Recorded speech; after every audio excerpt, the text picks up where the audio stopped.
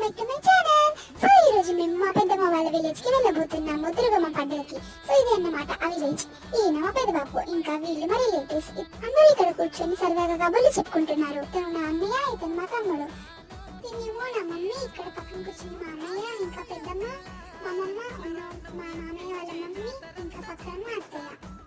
తన కూతురు ఏమి ఫోన్ లో మునిగిపోయింది స్మైలీ, అందుకని హాయ్ చెప్పమని చూడడం లేదు.